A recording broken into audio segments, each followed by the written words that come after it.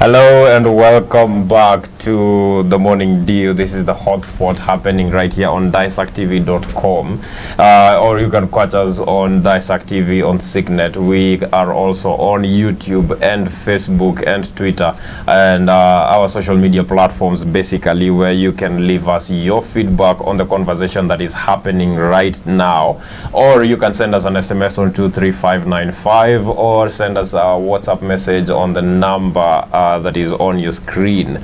Well, we have been joined by another gentleman. Before we proceed, kindly just introduce yourself to our viewers. Good morning, everybody. My name is Joseph Geshere. I'm from Township and I'm a youth representative in the PMC, NGCDF. And sorry I'm late. Ni kamushkili tu kidogo. Thank you very much, and I'm looking forward to having a consultative discussion that will make us and that will enlighten each and every one of us. And the questions that you will ask us, we will kindly answer them. Thank you. Well, welcome very much to the show. Now, before we went on break, we had already gotten started, but before we went on break, we were looking at the remarks that Honorable Sabina Chege made over the weekend, and also the women in Azimio who are now calling themselves Jeshi la Baba. But we now want to turn our attention to the stories that are happening in the dailies, and there is this story that is particularly interesting. Rigging claims dominate Kenya Kwanza rally. This comes even as Dr. Ruto said he was prepared to thwart such a scheme without producing any evidence. Mr. Mudavadi yesterday alleged that in a meeting he had attended together with his former allies in One Kenya Alliance, Kalonzo Musyoka of Wiper, Mr. Wetangula, and Mr. Gideon Moi of KANU, a senior government official intimated to them that President Kenyatta's administration was planning to run a parallel electoral agency. Now, Daktari, what plans does UDA have, or rather, does UDA have any plans of preventing such a thing from happening? Well, I may not be sure, and I don't want to commit myself, but I'm sure using the agent system, they have to use an effective agency system, and then they must also have their own way of detecting, of coming up with how the counting is being done at every polling station, because you cannot rule out that delegation from the government. We can't. It has happened before. It has happened in Zimbabwe. It happened elsewhere. So we cannot rule it. Therefore, I don't know, because I'm not in their system, but I'm sure they are also wise enough, they are also intelligent enough, and especially somebody like the president, the DP, is somebody who has been involved in election for quite some times, so he knows the weakness and the strength of the electoral process and where it can be done, and he also knows it can be done to him, because either side would want to win. I mean, they justify the means, and rather than going to court, they have to create a system to ensure that is not done. And if it is done, a way that they can have evidence and then go to, when they go to court, they would win. Yes, that is my take. Yes.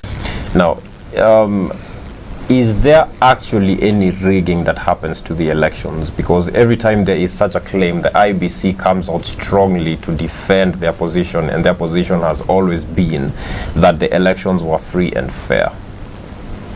Yeah, in the past, you can remember, which is a sad story about the post-election violence.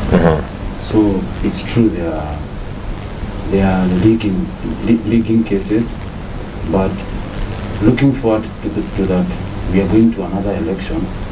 We don't want to go back to those sores and those bruises. We don't want to put salt on them. So the first thing, and that's why even our president, Uhuru Kenyatta, said that 2022 is a year of peace. Let us not fight, because at the end of the day, we are fighting the ones who we do work together each and every day. We do things together. We do community work together. But the people that we are electing up there, the ones that we fight for them, they don't even know us.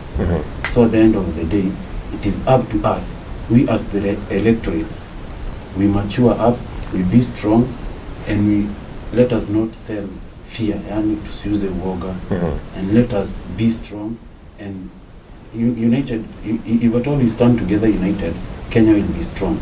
But in as much as rigging is concerned, the IEBC is an independent body, so they must have the mandate. That is why they were contracted, or that is why the commissioners were vetted in by Parliament and those bodies. So in short, each and every government body, they must take up their work, and they must be very serious about it. Because at the end of it all, even if I talk about rigging right now, I don't have any mandate to go and tell Chebukati, do this and that and that.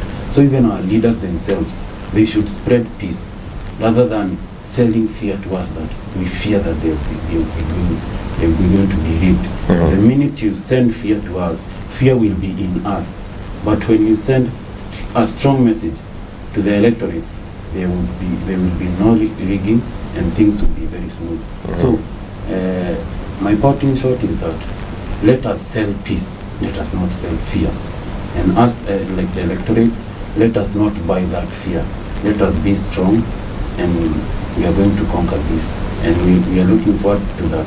After date 9, there will be no chaos, no fights. So that's my wish. Indeed, it is the wish for all of us, especially considering the way the economy has been set up right now, with job losses and the price of basic commodities rising. We cannot afford to have violence after the election. But before we get to the actual election, Bwana Oscar, what do you say about Uhuru's plan to rescue Jubilee? Is the party ever going to go back to its former glory, or is it done and dead like KANU? Okay, one thing I know that in Mount Kenya, now most people, they have gone to UDA. And not most people, but those who are strong. The strong people that we expect maybe now to revive Jubilee. He has the responsibility to revive Jubilee, but it cannot go back to its first glory. Because one thing is that if you are Kevin, you are the person who is vying for, maybe you have Daisak constituency, you are vying for that position. I still know, if I can ask you which party you would vie with, maybe you say UDA. Because you look at the party which somehow the electorate they are inclined to, but and at this time now having the fast growth that it had, it is not possible. The Jubilee, yes, it was there, it was good. In fact, I was the member of the Jubilee. I was looking at the e-citizen. I got that they had registered as the member of Jubilee. But the question is, the plans or the entry behavior of Uhuru Kenyatta is what will determine whether to have glory or not. But his entry behavior, now coming to revive Jubilee, and he is inclined to that you are coming to revive Jubilee, maybe now to talk of that it is because of Azimio bringing peace. Maybe my friend has said maybe about bringing peace in the country. But you cannot have peace if you and your wife, you are not reconciling. That maybe you are reconciling with your children. That's not possible. Maybe the mother of your children, you also have to bring her on table, so that at least maybe you can have peace. But when the president saying that he is campaigning for peace, and now he is not campaigning for peace with his deputy, it brings some problem. So Jubilee Party, it can be revived, and it is very good to have a party in Mount Kenya like Jubilee.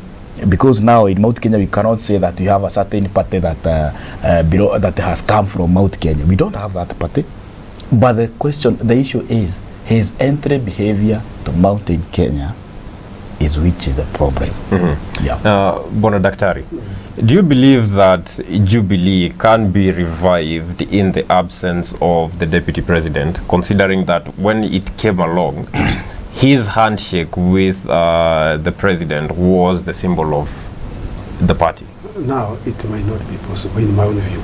Because if you look at our system in Kenya, after every 5 years, when you are going for election, we have new lineups, we have new parties, depending on where one want to be. So there is a time when during Kibaki, we had another party. Even during the opposition, there is a time we had the Ford Kenya, Ford Asili, on and on like that. So now Jubilee is already dead. We are not going to have another one. And you're having Azimio because it looks like the Jubilee is not the former Jubilee, not the whole Jubilee, but they are part of Jubilee who are now in UDA. But those who are still who claim to be in UDA, they are now supporting the ODM. So that was they are come up with the Azimio. So after every 5 years, we are coming with a different lineup, with the different parties, with different names. Because you see, the politics in Kenya is different from the democracy in Kenya. Is far from such a democracy like in America, where we have only 2 strong parties, and they have been there, 2 parties. Here they keep on changing depending on where one is. Right now we have the UDA, the main, and the Azimio. These are the main competitors. In 2017, another 2 will come up. In 2032, we shall have different lineups depending on who is supporting who. Look at 2017. The way Raila was being taken by the Jubilee, you are surprised because some people are calling him a madman. Now the madman is now a sane man right now. So you see, it all depends on the people who are there. And the problem with Kenya is that Kenyans are influenced by 1 or 2 people. Look at ODM. Who is ODM? ODM is Raila alone. Now look at UDA. UDA now is Ruto. Look at Azimio now. Azimio is the president and is a group. So just a few individuals influencing the whole country. The others just follow blindly. Yeah. So our democracy is so weak that we don't reason. It's so weak that even people who are educated, like in ODM, they will follow Raila. They cannot reason. People who are now in the UDA, people even educated, will now follow blindly the UDA. If you ask them the reason why they are following that, they have no reason. If they are bought with the money to change to the other side, they will do the same. Look at now, I mean, Wajiro Chege, she's now in Azimio. Why? Because of the influence. If something happened and now she comes to UDA, she will now start talking ill of UDA. So I think the problem is our democracy, level of democracy. We have not reached that level where we can reason and look at the policy of a party. It's like we have kingpin. Azimio now is Raila, hakuna mtu mwingine. Yeah. Now, Daktari, I feel like I have to ask you this question because you are especially placed in a position where you can analyze this situation way differently. You know, with the experience of being a health teacher, as you mentioned earlier on. Who is best suited to run the country between the 3 people who have so far, or 4 people who have so far come out openly saying that they're in the race for the presidency? That is the Deputy President, Dr. William Ruto, Honorable Raila Odinga. There is Kalonzo Musyoka of One Kenya Alliance, and Jimmy Wanjigi. Well, the 4 of them are qualified. The 4 of them. And I would wish Kenyans were able to listen and evaluate the policies of everyone. I would wish Kenyans were able to listen to them and avoid the influence from the kingpins. I would wish Kenyans were able to listen and avoid tribal politics. That would, because the 4 of them are qualified. Ruto has been a DP, he has been in politics for quite some time. Raila has been in politics for a very long time. So like the 2 of them, they are well experienced with the politics. The only problem is now the tribal politics. Like now we are looking at politics of numbers. And actually that's what we say. Politics in Kenya is about what? Is about numbers. We can predict who is going to win. Like now, both Ruto and Raila, they are hunting for the Ukabani votes. Why? Whichever side the Kalonzo will go, most likely we can now predict who will win. If Kalonzo goes to Ruto, we are certain Azimio will lose. If he goes to the other side, we are almost certain UDA will lose. So we are saying here, most people in Kenya don't evaluate, don't critique the policies of our presidential candidates. We are driven by the political. Like, you know, whichever side the Kalonzo will go, it means you go with all the covers. Yeah. means they will not reason. We have people who are educated in Ukabas, but akienda kwa Baba, all of them will go where? They will vote as a block. Akienda kwa UDA, all of them will vote as a block too. So what is wrong? The problem is our society. People who are educated, they cannot read the others. People who can reason, they cannot influence those who are not educated. So why is it that we vote as a block? Why is it that in 2017, Central Province voted as a block towards Jubilee? Is it true that Raila did not have a good policies? Is it none of us could be influenced by Raila's policies? All the rules voted towards ODM. How comes very few voted towards Jubilee?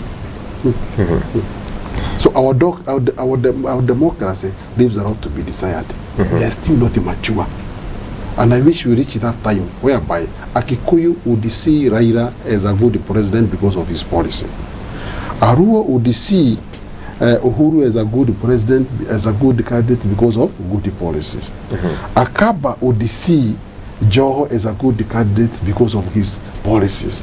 Somebody from Coast would see Awalia as a good president because of good policy. Like now, it's not easy for Awalia to be a president because of the numbers. It's not easy for Masai to be a president in Kenya because of the numbers. So Kikuyus, Kalejins, and Luo will keep dominating the politics in Kenya because of the numbers. All right. And what can we do as a nation in order for us to move away from this regional politics into ideological kind of politics? The first thing, it is an inner thing, because we are schools. They say so you must start with yourself. So that even when you are counting, for example, when I'm told count the people that I used to do, I won't start with one, I will start with one. So it is up to each and every one of us, the electorates, the citizens, to have that Ukenya daima in you. You be a Kenyan who is proud to be Kenyan. But at the end of the day, there are people who dish out money. For example, let me echo the words of our president. He's saying that Jubilee was working, which I support him. Yeah, it was working. Not like UDA. They started their campaign during 2017, since 2017. And your man he said, we were working. And now because wakati wa siasa umefika, sasa tumekuja kwa ground.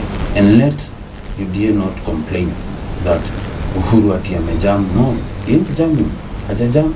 He was working, which even in the social media you can see in Facebook, Uhuru is up and down opening the projects, which his deputy was busy politicking since 2017, which, if at all my memory serves me right, the deputy should deputize the president. What do I mean? When the president is outside the country, the deputy should go and do the job that the president should be doing.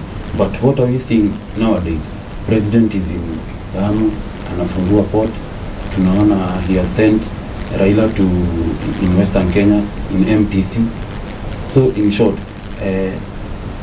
UDA tuacha makasiriko. We accept that our kingpin, who is Uhuru, na mimi huwa nafuata, I do for, can I mix? Sorry? Yes, feel free. Huwa nafuata kiongozi wangu, and for now nafuata kiongozi wangu ambaye ni Uhuru Kenyatta. The other person, walikuwa na wedding na Uhuru, just like in normal life. Yes. Now, do you follow the president because of his policies, his work, or because his tribe is similar to yours? His work, his ideologies, the policies that he has, because even the Big Five agenda, it was their idea, but the deputy himself is not for the Big Five. Like for example, PP1 we are giving them laptops, then how I bring from here wheelbarrow. Minimaliza university unileta wheelbarrow. And then Mama Mboga, sasa ndio umejua story ya Mama Mboga. Mama Mboga has been there. Mtu wa bodaboda has been there. You haven't been seeing them. Is it that right now you are seeing them? Ni juu akona mdomo ya mafuta. He's rallying us so that we can go to him, but at the end of it all, tutatupa nne tukiendea nane. In it all, we are not in our sober minds. No, Daktari, you seem to have something. Yes, I start to differ with him. For one, before we get to you, yeah, sir. I start to differ with him. If I was Ruto, I would have done the same. The first time as the presidency, they were working together. They were even wearing the same type of suit, even the shirts. And we would see them as very good friends. But after 2017, somebody called Morathe started giving us some signs. It's like they are dropping Ruto. He started making some statements. Anybody who has wisdom would know something wrong is happening. Because those remarks, Uhuru should have defended Ruto. And not only defending, verbally, even with action. If I was Ruto also, I would have started the campaign early. Because now to do a presidential campaign across the country, it's not easy. It needs time. Actually, me, I would say, Ruto was very wise. This ideology is coming up with the bottom up. You know, in an election, it's the way you argue. It's the way you sell yourself to the electorate. And you see, in Kenya, most people are hustlers. And luckily, he was also a hustler because he comes from a very humble family. He's a hustler. That's why he started that ideology. And the idea is to win the whole election. And he knew when it comes to election at this point, the side that Uhuru is supporting, they have a lot of money, they have a lot of resources. So they would be able to do campaign more than him. That's why he started the early. Me, I have no problem with that ideology. Even that wheelbarrow. You know, he's only being seen the way he's talking about from the other side as a way of hating the other Ruto. But Ruto is also coming up with a wheelbarrow as a way of winning the majority. Because the majority of voters in Kenya are the hustlers. So me, I don't see anything wrong. And in either case, the first time Ruto was working, he was even inspecting projects. But then he kind of started now moving different way. After the president also showed some signs of not supporting him. So as a wise person, you should, if you see the signs, you should also do something to ensure you counter, whatever your opponents are doing. So to me, that's why I differ with him. Me, I like Uhuru and I support him. But the kind of way now he's doing politics, I don't like it. Because he's directly supporting one candidate. He should be silent like Kibaki. Let us now make our own choice. We should not be influenced by anybody. We are also people who can think. And you know, in politics is about interest. I mean, the president has his own interest. Ruto has his own interest. We also have our own interest. Let the two of them, Azimio and this one, settle their agendas. Let us listen. Let us evaluate.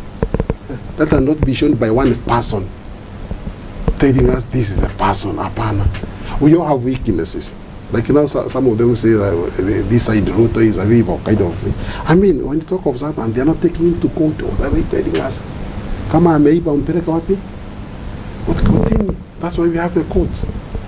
Now, I saw you shake your head when Daktari said that most of the population of Kenya is hustlers. Do you disagree with that statement? For one, it's very bad, and I'm not used to when someone is poor because a hustler is poor. Then you keep on telling me that I'm poor. I don't believe in that. So don't call me hustler. Help me get out of that hustling part, but don't brand me that name hustler. Another thing Mwalimu has said, that Ruto started campaign mapema because Kenya ni kubwa. So the first thing in his mind is leadership, nothing else. The peace doesn't matter to him. Because for one, working, and that is what Uhuru said. He said that Jubilee was working. But this guy is campaigning because he's hungry for power.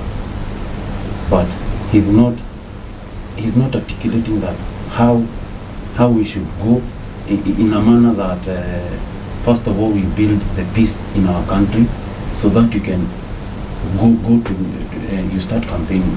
That is even Uhuru was saying that in the office of the vice president, kiti imejaa vumbi.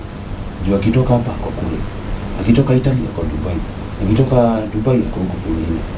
Another thing, a hustler who has 6 choppers. And then hii hubaru tunaletewa, unapewa akiwa juu ya chopa. Shika mama mboga, shika mtu wa bodaboda. You are demeaning me rather than strengthening me. And that is why Uhuru was giving us laptops. The PP1, ndio ule mtoto, by the minute anaingia university, he can order something from China, he can order something from Dubai. But now, telling me, you are colonizing my mind. Even in, I did history. Even in Mesopotamia, we started with the wheel, we went on to that. Now, you are telling me about a wheelbarrow. Yet you have been in the government for 9 years.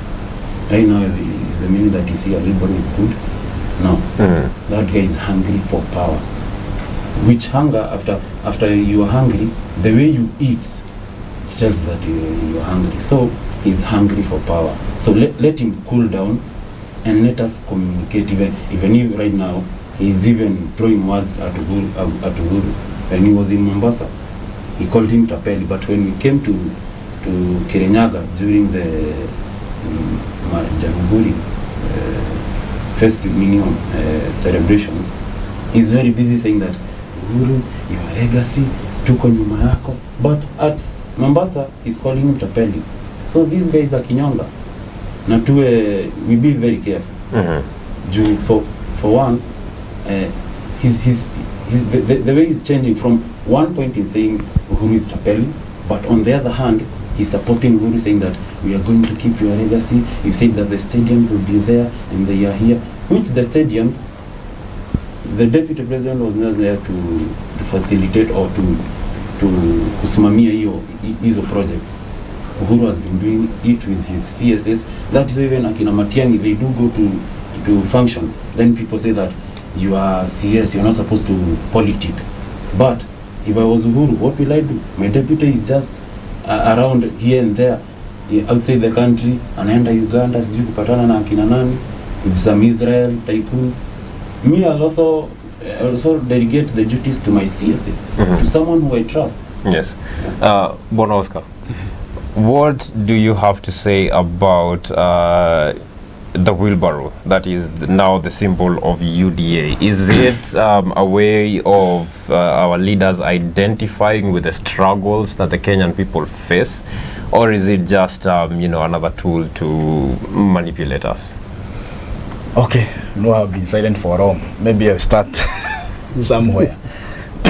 My friend Gishere has said some things, and I can see he is a youth, something that I differ with him so much. One, politics does not mean going on top of cash.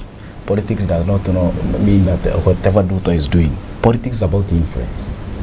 Even pastors do politics because they influence people to follow Christ. That is politics. And in 2018, March 9, that's when we had handshake in Kenya.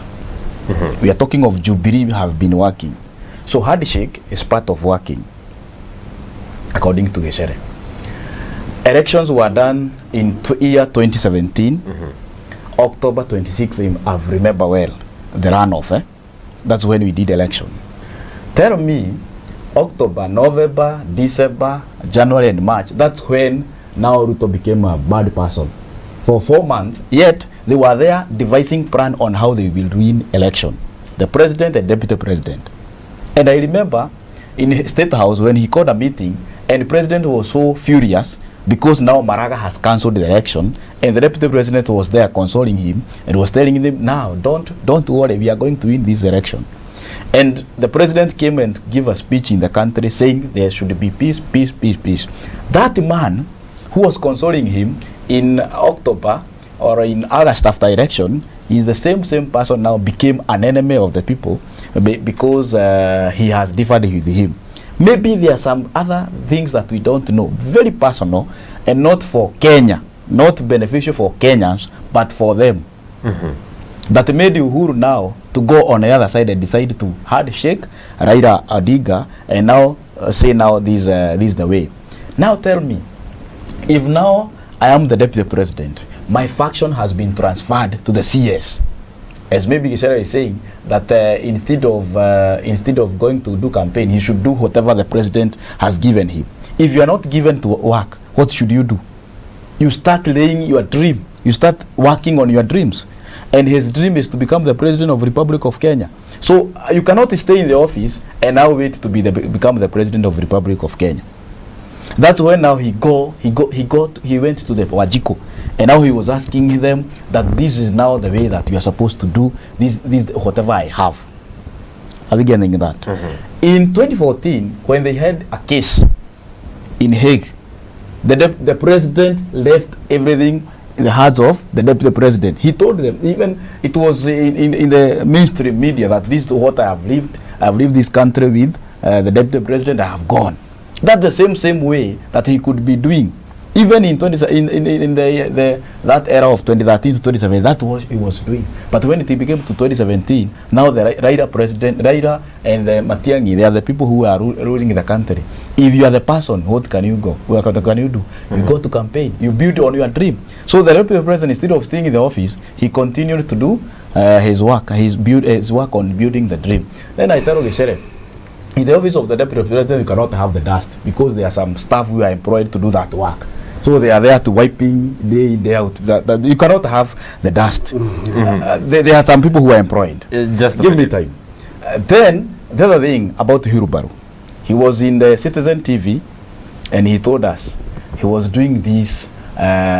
He is doing as the part of the Cebu, and he said if the ODM they are there, let's continue giving oranges to Kenyans. And when we go to maybe the Ford Kenya, they can give Siba to Kenyans. If you come to Jubilee, we have Dove now. They can give Dove to Kenyans. So wheelbarrow is also a basic commodity. It's a basic thing to everyone. And for your information, Mr. Geshere, Raptop is in the Vision 2030. So the Jubilee, the administration was implementing Vision 2030 of every Kenyan people should have a laptop by 2030. And they were not given a laptop, for your information. They were given a tablet, like this one. It is not the laptop that they were given. Maybe you are misinformed on that. They were given tablet. So a wheelbarrow, even in your home, you should have a wheelbarrow, mm-hmm. because it helps you in some of the core duties, maybe like for example, transporting side from one place to the other. Any construction site we shall have a wheelbarrow. At the same time, maybe because you're saying that about the old technology, don't you? So now you need maybe Wajiko to be given a chopper like him, so that at least maybe we can at the same level. No, there's somewhere that we start so that we can move to the top. That's where it is bottom up. So we start from the bottom, we're going up. Mm-hmm. So the time we have Alare in Ihura Stadium in Moranga, I saw a certain young guy with a t-shirt written Raila, but with a wheelbarrow transporting and selling sugarcane. On a wheelbarrow, the same wheelbarrow that we are abusing. And we asked him, why do you use the wheelbarrow? The same thing that you are condemning to sell your sugarcane, instead of you selling the sugarcane in a bus or maybe a pickup. But he is using that because they are basic, that whatever we need. So I can say wheelbarrow is something that is needed by everyone. So politics is about interest. It's whatever, how you are going to tune the mindset of people in Kenya. No, that wheelbarrow. Sorry, Bona Gishero, there's a lot that has been said. And I feel, in the interest of fairness, I have to give you the right of reply. Thank you. Maybe before you reply, let me make some comment. Mm-hmm. So I reply for both. Mm-hmm. So I wanted to say now, he talked about Ruto is looking for power. But I want to say, there is nothing wrong in being ambitious. Even Raila, this is his sixth or fifth attempt. Yeah, and there is nothing wrong in being ambitious for power. That is okay. Then when it comes to the bottom about the wheelbarrow, that's just symbolic. And if you want to come home in Moranga County, where I come from, somebody like Irogo Kangata, He's talking about the bottom up. And the model he has is like if he elected as a county and as the next government, which is most likely, because he's the most popular candidate in the county, he will develop a fund to groups that will come together. And then we give a revolving loan. So the kama ni mama boga, ama watu wa soko, they will borrow that one and get at low interest. Come a revolving fund. So they get some money instead of getting handouts. They work on it so that it will empower them financially. That's what you call in the what? Bottom up.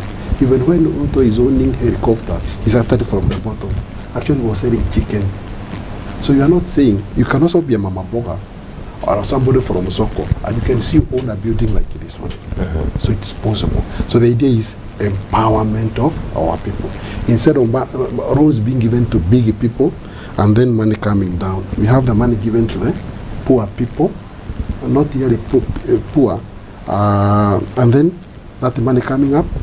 So like that now model of Widogo Kangata is what we are talking about. So not the Widogo per se, that is just a symbolic. No, Widogo is taken to be a tool for the poor person because these are people who wanaenda kwa mijengo. Unaona, it's just a symbolic. Yes. Just briefly in a minute, because we have run out of time and we have to leave time for Wairi Mumugo. Yes, in a brief minute, please, before we end the show. For one, nataka kujibu my friend ambaye anamuona kwa Ndenyaro. Anasema walipewa tablet, not a laptop. All those are gadgets that we use for internet, we use to do our work. So, in as much as it is a tablet or a laptop, it is something that is making a kid to know things in the social media, in the whole wider space of internet. Maybe learning, for one, in a laptop or a tablet or a PP1, it won't have cartoons at the games. It will have the ABCD Abukudu, the way they are saying it nowadays. So, another thing, the tablets are not in all schools. It is a pilot program. You can't start in the whole, in all the schools in Kenya. It must start, it is a pilot. In like, for example, I'm sure of two schools in Murang'a, Vidhuramji and Technology, which I chair the PMC. I've been there in the Ndendenyoro, nashukuru Ndendenyoro kazi yake mzuri. I've been kusimamia project za CDF in Vidhuramji and Technology.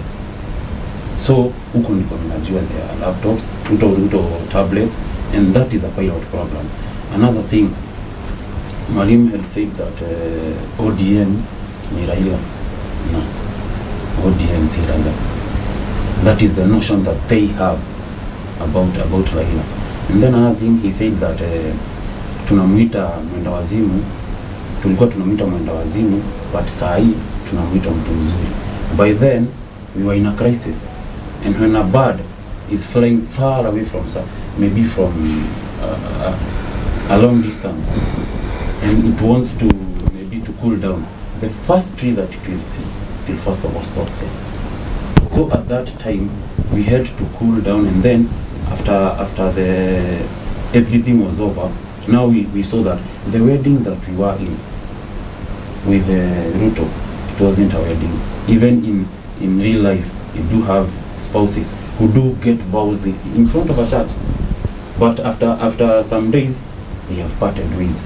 And then the guy gets another wife, or the wife gets another husband, and then they have a good life. That is the case in Uhuru's case.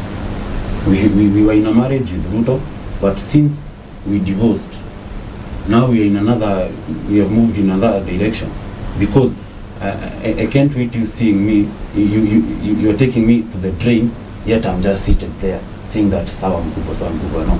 And that is why Uhuru na support Uhuru each and every time. Away from politics, this is the opportunity, and in a strict minute, please address the audience, the citizenship. Maybe before he addresses, maybe I can tell him that I don't work with Ndendenyoro. maybe I can see that you have some confusion. You work in the Ndindi Nyoro, you don't know your colleagues. I work with Wamatangi. I'm in the office of the Wamatangi. I'm not in the Ndindi Nyoro office. Come out to the Nyoro's office. He's at the parliamentary he's our MP. Final submissions, gentlemen. Final submissions, please. So that does not mean So that you I do support come. him. So you do come. Coming is the office, because where can we get the bursary? So mini In the office. you kuona kwa Ndindi Nyoro. Oh, So I thought you are yeah. working there. No, I don't know. Molim, I think let us start with you. So, final submissions, please. So how do we tell the viewers? This time around, let's look at the individuals as we do as we go for election. Let us not be influenced by our leaders. Let us be reasonable. Let us critique each candidate, and more so, I want to go to Murang'a. Let us go to that is my own home county. The seat of the governor is very, very important, because this is where we are. The governor will influence you more socially and economically than any other seat. So we have them who are coming. Let us listen to them. Let's look at their agenda. Incidentally, it looks like only one of them, Kanata, who have done his round, and he has 3 main agendas. We are waiting for the others also to launch the agenda, so that we compare them with the Irogo Kanata. And which that Kenya, we have we conduct a very peaceful election. Let us remember that we are brothers and sisters. Let us remember those who are fighting for these big seats. In the evening, they go and have dinner together. They laugh at us when we are fighting one another. You are my brother, you are my sister, and you need one another even tomorrow, even after election. God help Kenya, God bless Kenya. Yes, thank you very much. Bwana Oscar. Okay, thank you so much, Daisak TV, for giving us this platform. Thank you, Kevin, for hosting us, and thank you, my brothers, for having that good conversation. So, our viewers, it is not that we are enemies. We are just analyzing the politics of Kenya and current affairs of this nation, this good nation. So, all what I can say that let's continue loving each other.